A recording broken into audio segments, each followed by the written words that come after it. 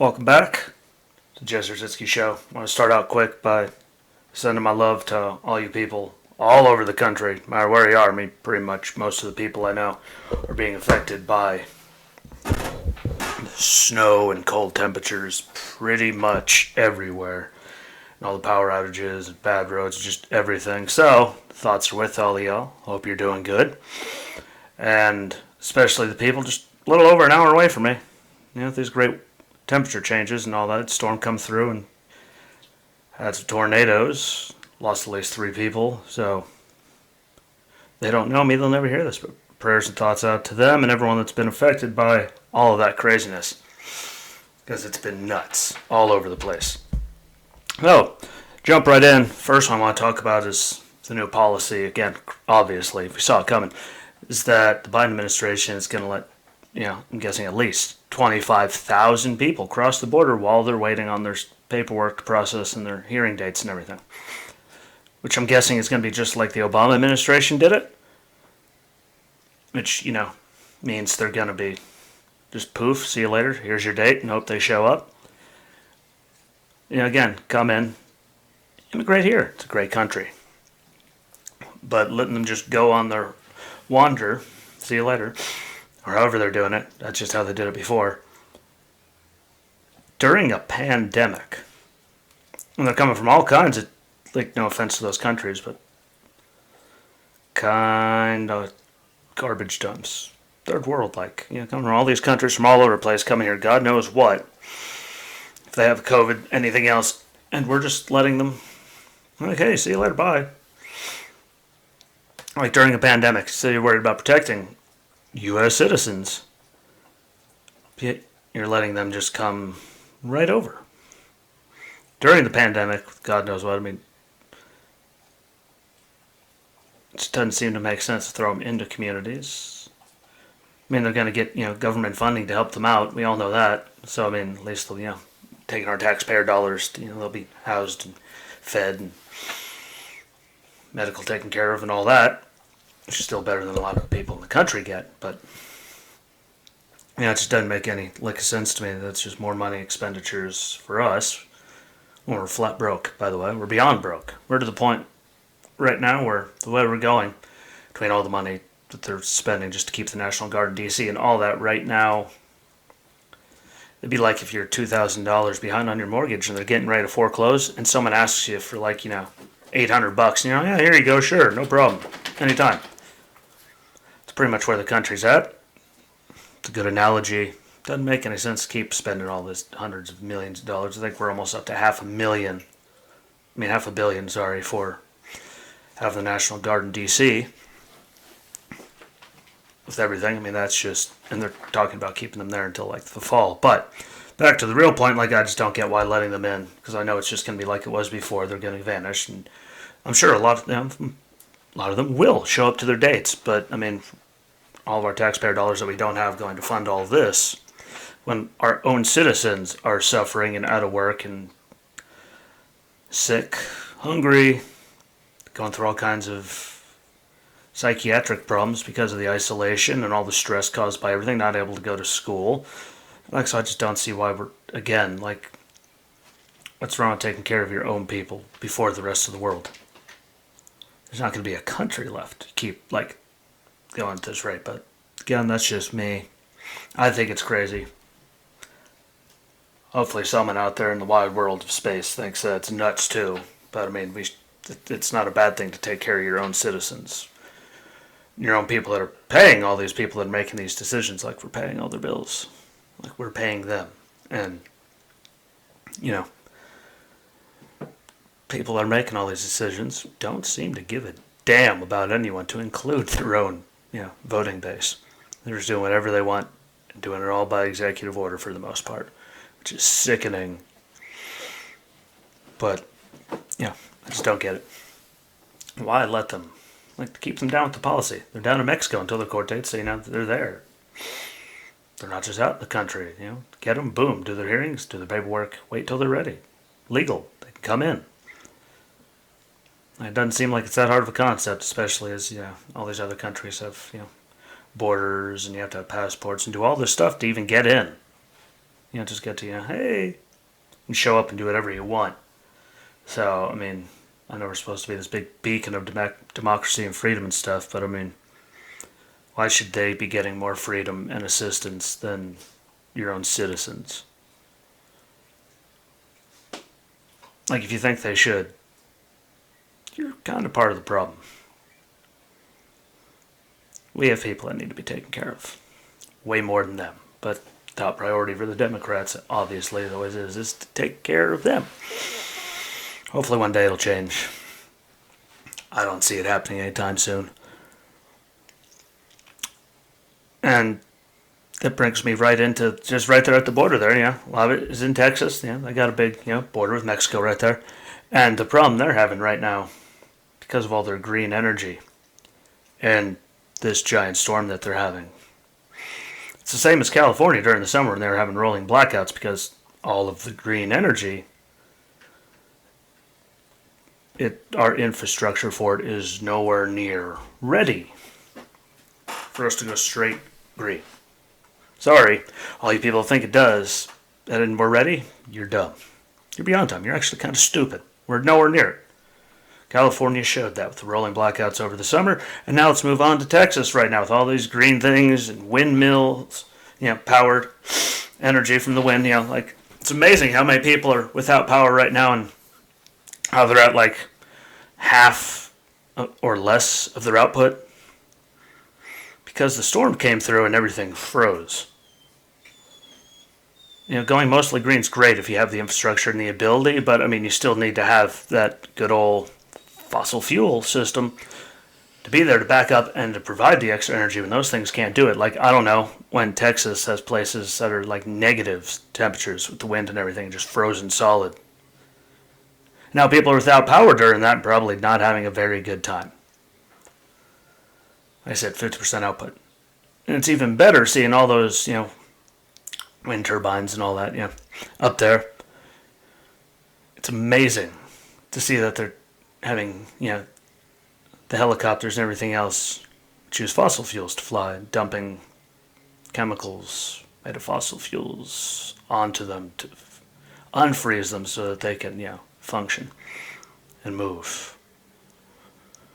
Like I was saying, I argued with people that I even knew. And this was straight argument, not because, anything else. Like I say, you shouldn't do that, but I mean, all the people that say, well, it's only a couple thousand jobs, natural gas, oil and all that, but I think it's better for the world that we go all green. Yeah, it's great to go green if you have the basic infrastructure to back it up when you do it. We are nowhere near that state, and all we've done is shaft people, hurt people, make people go without power when it's miserable outside, rolling blackouts in California. Like, sorry, those things wouldn't be happening if the green thing was, fully capable of powering the whole country and everyone that needed it. It's not. Which is why we shouldn't get rid of those jobs until it's ready, because that's how you do it. Like it's like the theory of you're gonna, you want to quit your job, but you don't quit it until you have another one lined up and a start date and all that, so you can be able, screw it, I'm done, and you have the backup plan. Like, we just like trying to get rid of all those fossil fuels and everything. For energy, all these emissions, yada, yada, yada, even though we've only produced like 5% of the world's emissions. But anyway, like, we're just going to stop doing this and cut way back from it, even though we're nowhere near green energy capable to sustain any electrical grid at all, anywhere. And it all varies depending on where you're at. Winter conditions, storms, elevations, wind, sun, like there's all kinds of different, like, your weather and climate. Everyone's different. All their seasons are different. Some places get blasted like Texas is right now every year. So they can't have certain types of green energy, which means like it's not physically possible to go 100% green. So that's why I'm still so hostile. And I will still argue with that same person to this day about how it's dumb, it costs people jobs, and it could cost lives to people freezing because of all this garbage and nonsense from going so green, because it's never worked anywhere that we've tried it. Like, even without extreme weather. I mean, like, these people were, like California, rolling blackouts last summer because they didn't have the capability to support the grid. The grid in this country is too big for 100% green energy. At least right now. Can we get to that point? Possibly. The technology is there, yeah. When there's a way to do it, we can do it. We have done it. America. We do things like that. But if we're not ready for it, you can't just go and dump on a whole entire industry. That's literally the lifeblood of the world's economy. You just say, screw it. Like they're trying to do, 1.9 trillion, bill. And, they went, what, 2 trillion for the Green New Deal? He said he wasn't going to do the Green New Deal. Said it on the debate. Still going for it, and all the policies. And, all it's going to do is hurt people. Because we are nowhere near capable of sustaining our grid with green energy. It's not going to happen. I don't care who you are. Pretty sure I even heard Elon Musk say it was impossible. The guy's kind of a genius. So, and that actually terrifies me, just with how cold it is in Texas and all the people that are without power, and the fact that they said they probably can't get, it up and going until everything thaws out. But I'm pretty sure I saw there's another big front coming in right behind this one. So, they are in legitimate trouble right now. Legitimate. So, that isn't a sign to all you people who want to do the Green New Deal, green energy, green this, green that, green everything. Like, we're not physically capable of doing it all, so how about you use that thing in between your ears? It's called your brain. Look stuff up. It's pretty much common sense. All you have to do is look at states that do mostly green stuff and see how well, again, rolling blackouts in California over the summer, and Texas is completely just screwed right now, and so there's nothing they can do because of they got this weather. It doesn't work. I'm sorry. I'm not trying to make you feel dumb, but if you think we can go 100% green and that's the solution right now and get rid of fossil fuels altogether, you're an idiot. You're stupid. No other way around it. Speaking of stupid, that brings me right to the beautiful last thing. Straight from the Oregon Department of Education, where someone was actually dumb enough, quoted, saying that showing your math work is white supremacy. Like knowing how to do math. Showing you know how to do math like we've done for forever and everyone has, regardless of nationality in this country. That's now a form of white supremacy.